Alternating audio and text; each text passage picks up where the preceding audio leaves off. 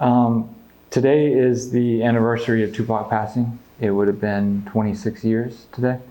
Um, can we speak about, I know we've all gone over the shooting and we've all gone over the hospital and all that stuff, but can you talk to me about the week that Tupac was in the hospital, some of the discussions and some of the meetings that were happening in Vegas, as far as like if he survives or if he doesn't survive, or just what was the atmosphere out there while he's in the hospital?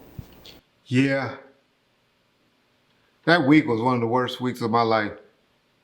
Even worse when the feds came knocking on my door. Might have been tied with that. And kicked my shit in and took all my cars and all my little money and shit. Seizing my house and stuff. And more importantly, going after my parents' cars and houses and stuff, which we eventually got back. But that was a bad week. People always talking about you was involved, you was, yeah, well, fuck y'all. Y'all don't know what the fuck y'all talking about. But worst days of my life. But yeah, I was still up there trying to make stuff happen. Now got Pac laying in there fighting for his life. So I just assigned two security. So when people talking about they seen all security walking around, all that, it was only two security working around there. Any other ones was Kevin Aki ass floating around because I wasn't fucking with him because he was supposed to have been there and he didn't let me know that he was there. Frank, nobody wanted to see him. Everybody was told to keep that motherfucker away from us.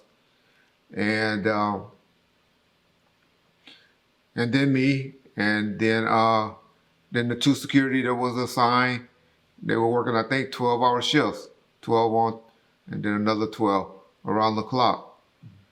So organizing that, plus now at home, you're hearing about shit going down, niggas getting shot, niggas shooting up niggas.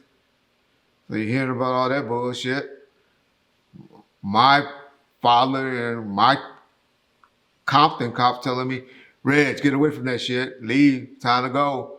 Fuck Death Row, Suge Knight, and all that. I'm like, oh, no, I ain't going nowhere. Well, we coming up there to get you. You coming home. No, I ain't going nowhere. So everybody concerned. Everybody worried. You can tell shit was going back. Now I'm, coordinating with Suge attorneys, taking him down to meet with the detectives, which he pretty much told them, I ain't seen shit. I didn't understand that then, yeah, but I understand it now. That's how that G code and how niggas think. Ain't seen nothing, don't know nothing. Well, whatever.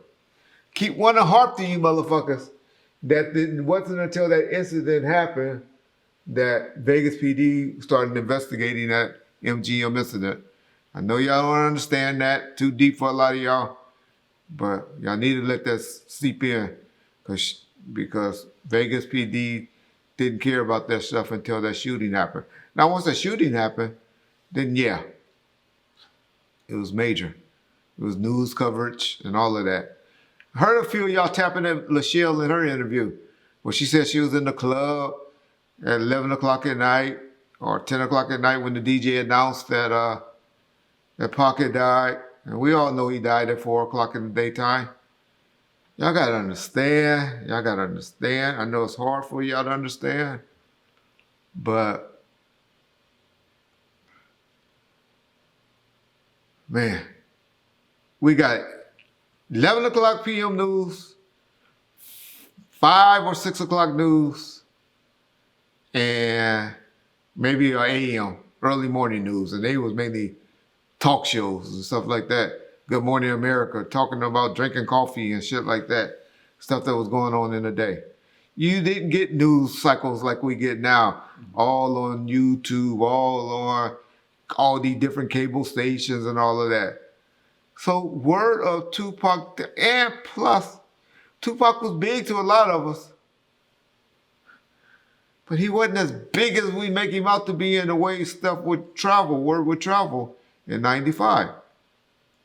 MTV News would break it and probably was doing stuff. But everybody didn't watch MTV News all day and every day. And they would only break it when Kurt was there or somebody like that was there, and doing breaking news. So I get it that word probably didn't get back about Tupac death until about 5 to 6 hours later, because y'all living in a different time than we lived in '95. We didn't have all of this form of communication, the news information like y'all do. So y'all lay off her in the comments about that, because that's just how it was, unfortunately. How news traveled by word of mouth.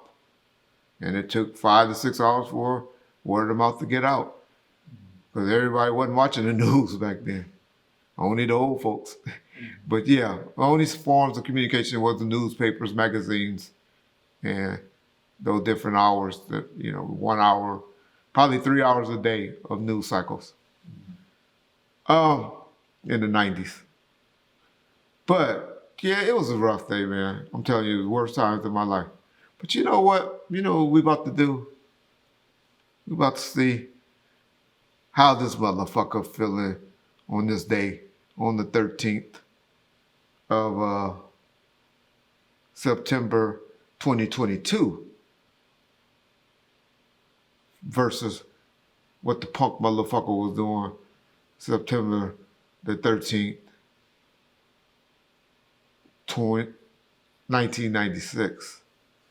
So let's call and see if he answers me. Okay.